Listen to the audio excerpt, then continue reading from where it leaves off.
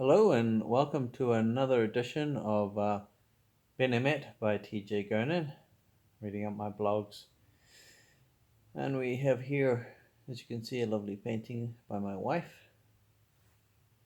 And this one is, well, I'll let you guess what it is. Anyway, my blog is called The Rise and Fall of Civilizations, a brief summary. Right.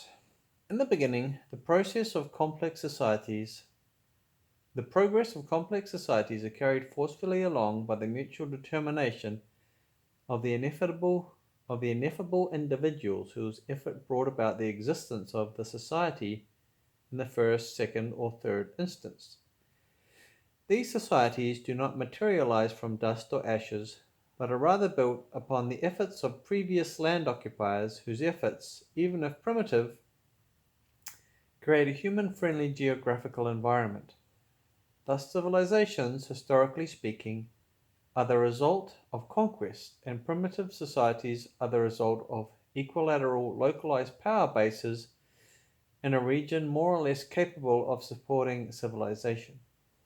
It could be accurately stated, given the asymmetric progress of societies in a global context, that conflicting, less developed societies whose local conflicts prevents major and mutual progress on a regional level prepares that region for conquest by more developed neighboring societies, albeit that these conquests might have to be of an economic rather than military nature, as a consequence of the fact that a direct military conquest may be impractical because I, where there are several neighboring powerful societies that compete for resources, economic conquest would allow the mutual exploitation by as many powerful and organized societies that show an interest, without arousing envy and large-scale conflict between these great global powers, and sustained conquest in times past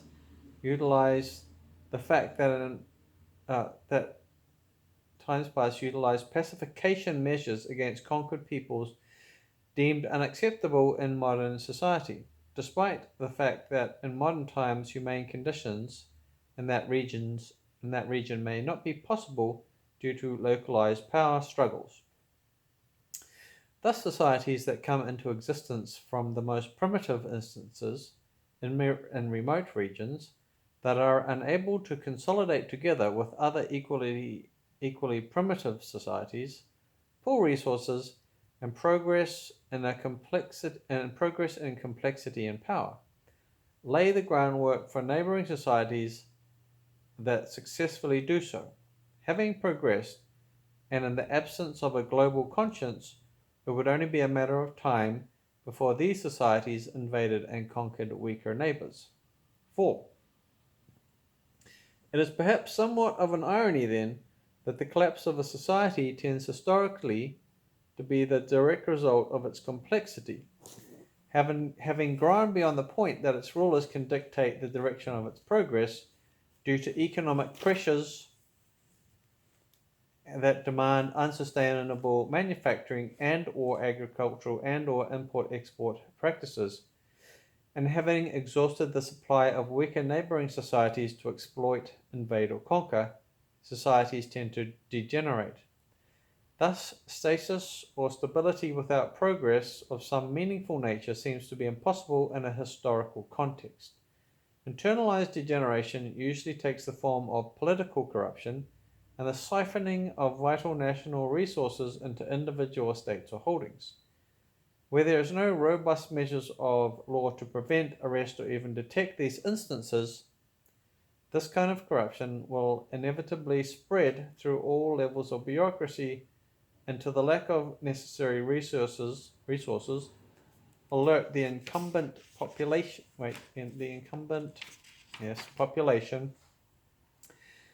that their society's leadership system has failed. The ensuing internal conflict between population and whatever rebel forces they can muster, and the incumbent ruling system and its loyal military divisions, will inevitably weaken a society progressively over time until it is ripe pickings for other neighboring societies whose arc of advancement has not brought them to the same decrepit state of internal strife and politically inheritable corruption. And I've got in brackets here, meaning of course that regardless of how many new leaders and their cronies take control of the leadership of a society corrupted by advanced economic progress, the same unsustainable economic pressures would force corrupt and unpopular control measures, close brackets.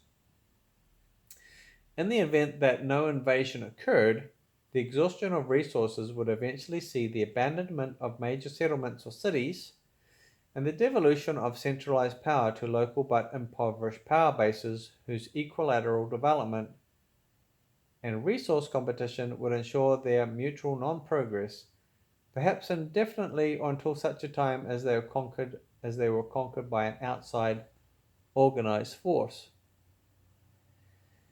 Conclusions.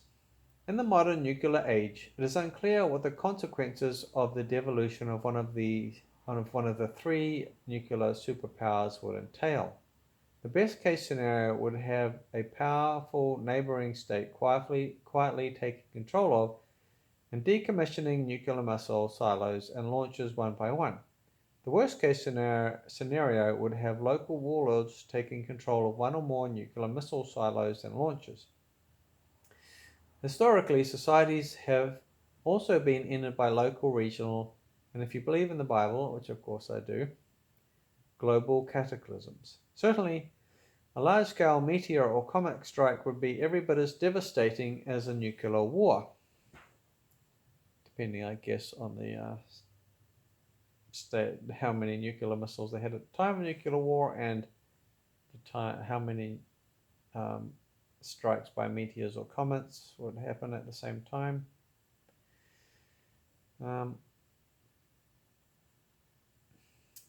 Historically, global cataclysms. Certainly, a large-scale meteor would be every bit of devastating nuclear war. And here we are. As an individual, or as one of the family you wish to shelter from harm, it may be of an interest that DNA evidence suggests that even long-gone ethnic groups still exist within the genes of overlapping civilizations. Thus, survival of individuals and even perhaps whole family groups has occurred in the past despite almost every kind of upheaval imaginable. The Bible states, "Trust in Yeshua the Messiah and you and your family will be saved." Food for thought in an age of increasing uncertainty, and especially considering the New Testament writers based this idea on the story of Noah, who survived the worst known global cataclysm in history along with his family by trusting in God. Thanks for listening. I'll see you next time.